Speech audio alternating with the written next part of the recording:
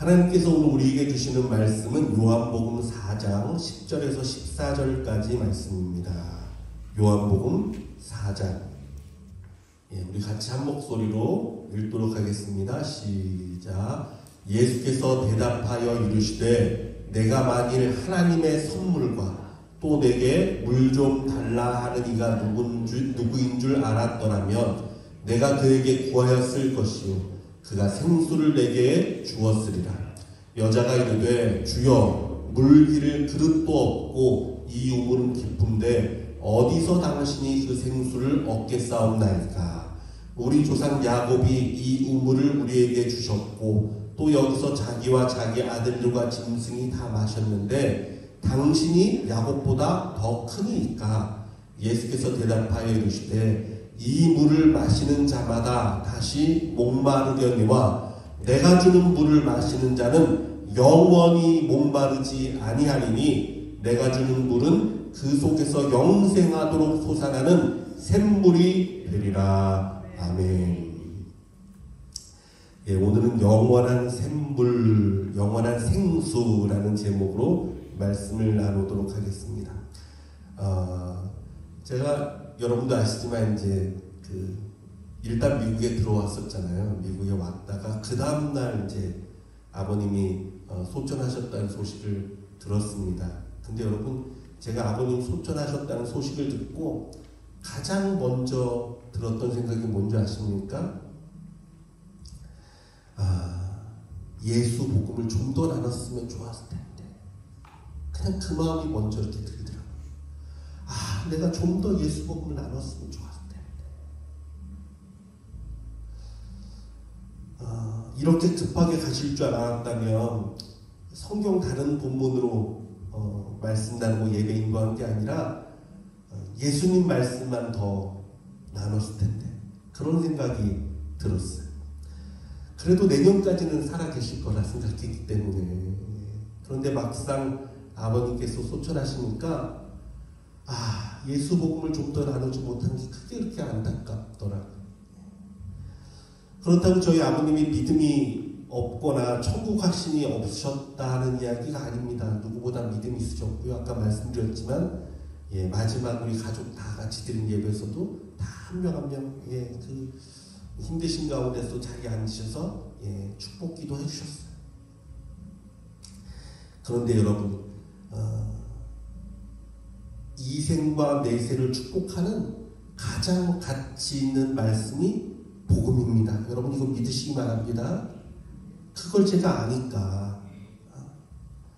여러분 믿음이 있고 천국 소망으로 가득 찬 사람이라 할지라도 복음은요, 듣고 또 들어도 은혜가 되고 능력이 되고 축복이 되는 줄 믿으시기 바랍니다. 그러니까 아시고 내가 조금이라도 더 보고 조금이라도 더 예수님의 말씀, 조금이라도 예수님의 은혜를 좀 나눴으면 하는, 내가 그럴 수 있었을 텐데 내가 왜 못했을까? 그 아쉬움이 가장 크게 남았어요. 막상 아버님이 돌아가시니까 더 뼈저리게 고백이 되더라고요. 복음만큼 값지고 소중한 것은 없다. 사랑하는 우리 소망교회 성도 여러분, 복음보다 귀중한 것은 없습니다. 여러분 정말 꼭 기억하세요. 복음보다 소중한 게 없어요. 이 땅에서. 예수의 은혜를 나누는 것보다 더 값진 시간이 없습니다. 여러분. 예수님의 사랑과 말씀보다 값진 것은 온 우주를 다 뒤져도 여러분 없어요. 그게 가장 귀해요. 우리 생명 있을 동안에 날마다 예수님의 사랑을 고백하고 은혜를 기억하며 복음 안에 거하기를 원합니다. 그것이 이생과 내세의 가장 복된 말씀이고 가장 복된 은혜고 가장 능력이 있는 것이기 때문에 그렇습니다. 후회되지 않을 만큼 십자가의 은혜를 나누고 고백할 수 있는 우리 성도들 되시길 주님의 이름으로 부탁드립니다.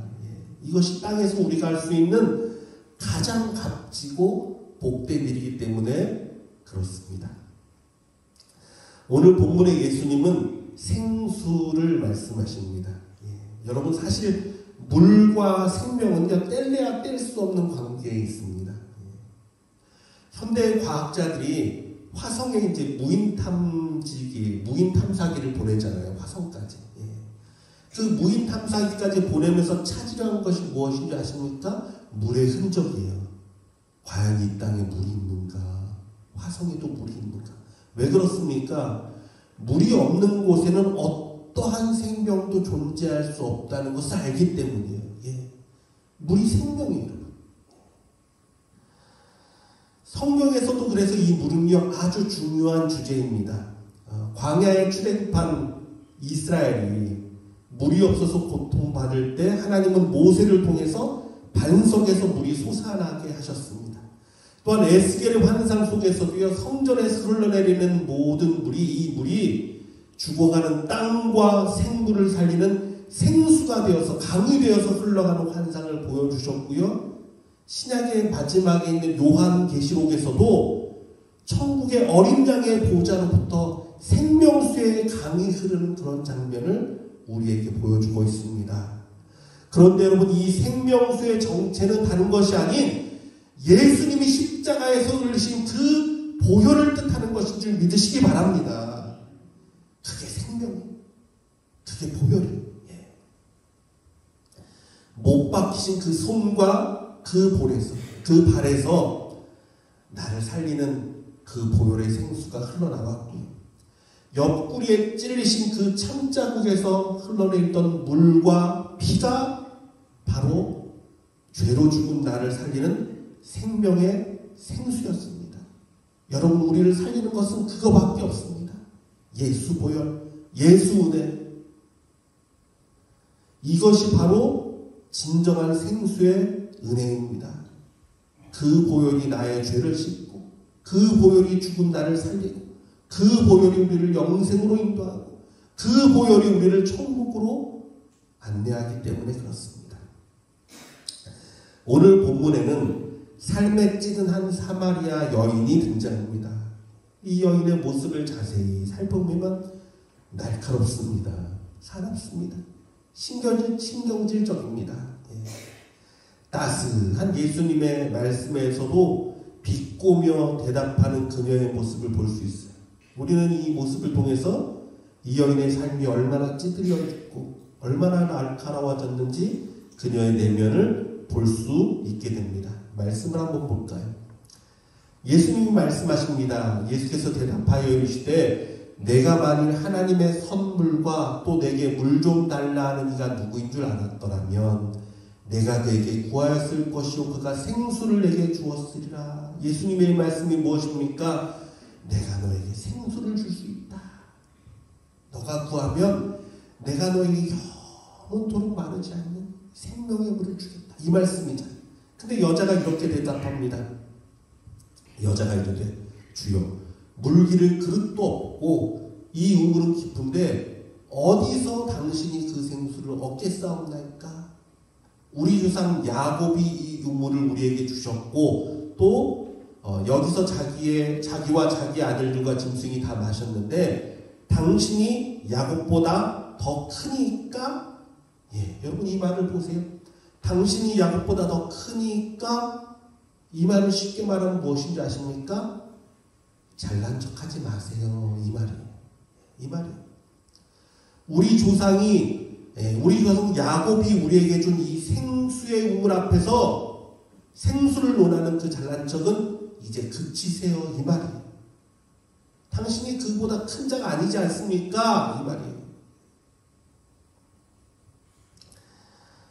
이번 장례 예배 때 오랫동안 보지 못했던 많은 제 친구들을 만날 수 있었습니다. 제가 올해 미국에 온 지 한참이 되다 보니까 사실은 뭐 한국에 나가서도 다 연락을 하고 만나고 이럴 시간이 없었어요. 그러다 보니까 이제 많은 친구들, 우리 특별히 제가 다니던 성계동 왕십리교회 친구들을 오랫동안 못 본 친구들이 꽤 많았습니다. 또 교회에 계속 나오는 친구들도 있고 또 다른 교회를 간 친구도 있고 뭐 여러 친구들이 있으니까 보지 못했던 친구들이 있었어요. 그래도 장례니까 보니까 연락을 해서 다들 이제 모여서 만나게 됐습니다. 그런데 이제 우리 나이도 50대 중반을 지나다 보니까 어쩔 수 없이 그게 보여요. 그 얼굴에 인생에 살아온 흔적들이 이렇게 보이기 시작하는 것 같아요. 계속 봐왔으면 또 모르는데 한 뭐 오랫동안 못 보다 딱 보니까 얼굴을 보니까 그 얼굴에 나타나요. 어떻게 살았는지가 나타나는 것 같아요. 어떤 친구는 참 평안하고 좋은 인상을 간직한 친구가 있는가 하면 어떤 친구는 정말 삶에 찌들고 찌들려서 왠지 말하는 말투마다 날카롭고 신경질적인 태도가 눈에 보이는 친구도 있었습니다. 어떤 친구는 사업이 성공해서 여유로운 모습을 하고 온 친구가 있는가 하면 제 또 정말 친했던 친구 중에 한 명은요, 사업이 망해서 친구들에게 돈을 이제 빌리러 다녔대. 돈을 빌렸는데 그걸 아마 갚을 능력이 없었나 봐요. 그래서 지금 연락이 두절됐대. 그래서 이 친구는 꼭 올 줄 알았는데 안 왔더라고요. 참 아픈 소식도 들었어요. 여러분, 인생이 그런 것 같습니다. 우리의 생각대로 되는 것이 아니에요. 우리 생각대로 되지 않아요. 그러다 보니까 가슴 아픈 사연과 상처를 안고 살아가는 많은 사람들이 생기게 됩니다. 아마 이 여인도 매우 큰 인생의 상처가 있었던 것 같아 보입니다. 내 뜻대로 되지 않는 인생에 휘둘려서 그의 인격은 날카롭게 변했고 사람들은 그를 멀리했고 외로움과 아픔이 그녀를 엄습하고 있었습니다. 성경에는 이때가 유대 시간으로 6시로 표기되는데 이것은요, 우리 시간으로 말하면 정오의 시간입니다. 여러분, 팔레스틴 지역은 해가 아주 강렬하기 때문에 정오에 물기르러 나오는 사람은 아무도 없어요. 아니, 정오에 사람들은 나오지 않습니다. 너무 뜨거우니까. 그런데도 이 여인은 아무도 없는 그 시간을 찾아서 물을 길러 나왔습니다. 왜 그랬을까요? 관계가 다 깨졌어. 사람들을 보고 싶지 않습니다. 사람들이 이 여인만 보면 손가락질하고 평가하고, 아무도 보기 싫고 아무도 만나기 싫어서 아무도 안 나오는 한적한 이 시간, 더운 이 시간, 이때 이 여인 나온 것. 그런데 이 여인에게 예수님이 찾아오신 것입니다. 할렐루야. 저와 여러분의 상처 입은 심령에도 이렇게 찾아오시는 주님을 만나기를 원합니다. 예수님은 찾아오세요. 예수님은요, 이 여인에게 꼭 필요한 무언가를 주려고 했습니다. 그것이 무엇이냐 하면 바로 영원토록 마르지 않는 생수의 은혜였습니다. 무엇으로도 치료할 수 없는 이 여인의 마음, 상처의 심령에 예수 그리스도의 보혈의 생수가 흘러야만 했습니다. 이 생수의 첫 번째 역할이 이거예요. 영원토록 흐르며 씻어주는 거예요. 여러분, 물은 씻잖아요. 그렇죠? 그런데 이 생수의 특징을 보니까 영원토록 흘러냅니다. 넘칩니다. 영원토록 씻어내요. 오직 영원토록 넘쳐 흐르는 이 생수만이 여인을 치유할 수 있는 거예요. 제가 오래전에 한번 얘기한 적이 있는데, 꼬리곰탕을 제가 이렇게 끓이는 것을 이제 유튜브를 찾아서 봤어요. 그랬더니, 맛을 잘 내는 비결 중에 하나가 이 뼈 사이에 있는 굳은 피들을 깨끗하게 이제 빼내는 것이 비결이더라고요. 그래서 찬물에 보통 담그는데 찬물에 보통 그냥 담그는 게 아니라 이렇게 물을 조금씩 흐르게 해요. 물을 흐르게 해서 한쪽에 물을 조금 기울여서 조금씩 틀어놔서 물을 이렇게 흐르게 그렇게 좀 두면은 정말 깨끗하게 피가 빠집니다. 그러면 그것을 우리면 뽀얗게 잘 우러나요. 무슨 얘기를 하려고 하냐면요, 여러분, 흐르는 물이 중요합니다. 계속해서 씻어 내려가기 때문에 예수님의 샘물은요, 영원토록 넘쳐 흐르는 은혜의 생수입니다. 여러분 마음에 있는 응어리진 아픔도 다 씻어내립니다. 뼛속 깊이 맺힌 감정과 상처도 다 씻겨냅니다. 여러분, 혹시나 우리 마음 가운데 죄책감과 눌린 마음과 범죄한 것 있어도요, 이것을 어떻게 씻나? 영원토록 씻어내리는 예수의 보혈 앞에 나아가면 다 씻겨나갑니다. 이것이 영원토록 흐르는 예수 보혈의 은혜입니다. 그 보혈 앞에 나아갈 때 우리의 상처와 원한과 아픔이 다 씻겨나가는 것을 믿으시기 바랍니다. 여러분, 우리 소망교회도 정말 이런 교회가 되기를 원합니다. 주의 복음이 생명처럼 날마다 흘러서 서로의 허물과 서로의 아픔과 서로의 상처도 다 씻어주고, 아픔이 있고 상처가 있을지라도 위로하고 치유받는 그런 교회가 되기를 원합니다. 이게 진정한 교회의 모습이에요. 복음의 은혜의 생수가 날마다 흘러야 됩니다. 저는요, 소망교회가 정말 생수의 근원지가 되기를 원합니다. 우리 교회가 또 어디 있어요? 산 높이 있잖아요.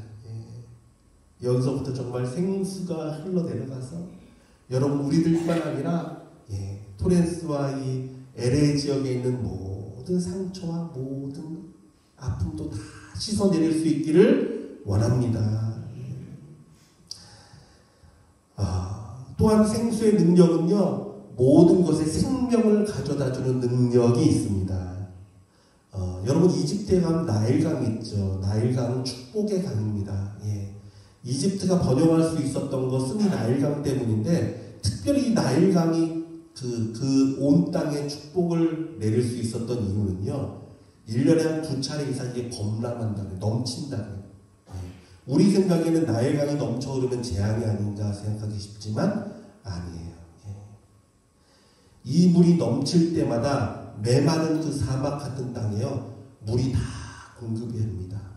또 홍수와 함께 쓸어내려온 아프리카 내륙 지방의 부엽토가 이집트 땅의 자연적 퇴비로 쫙 쌓인다.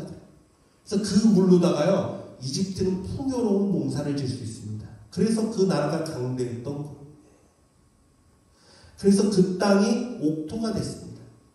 여러분, 예수님의 넘치는 보혈의 생수는 생명을 일으킵니다.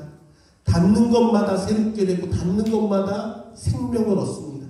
우리의 메말라버린 마음과 심령에도 소망의 꽃을 반드시 피우고 열매를 맺습니다. 여러분, 믿으시기 바랍니다. 에스겔 47장에 성전에서 흐르는 생수의 환상이 그랬습니다. 처음에는 이것이 발목만 적실 뿐이었습니다. 그런데 이것이 무릎에 오르고 허리에 오르고 더 나아가서 건너지 못할 큰 강이 되어서 흐르자 이 강이 닿는 것마다 소생되고 나무가 열매를 맺고 모든 생물이 살아납니다. 에스겔 47장 9절과 12절 말씀입니다.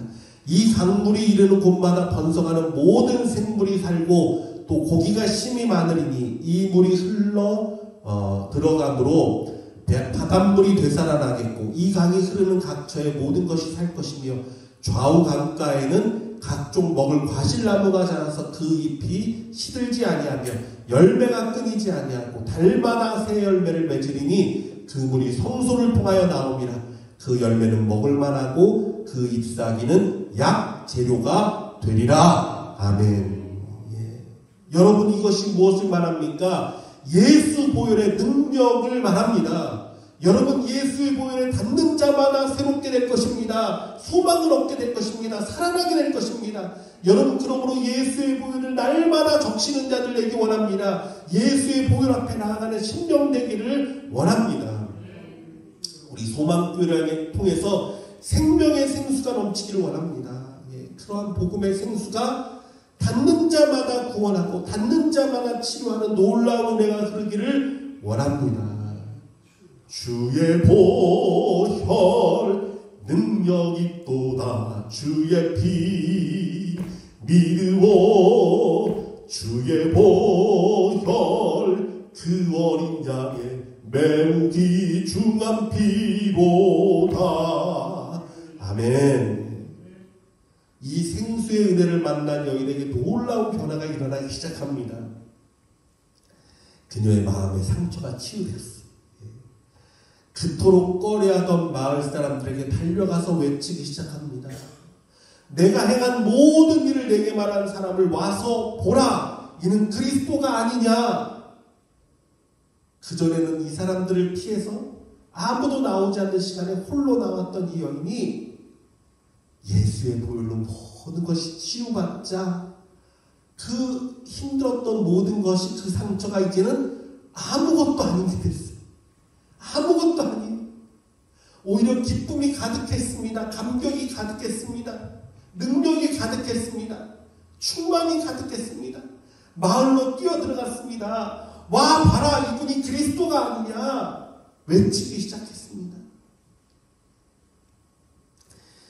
이 여인이 마을로 달려가서 사람들에게 예수를 전하는 모습은요, 단순히 전도만 하는 모습을 보여주고 있지 않습니다.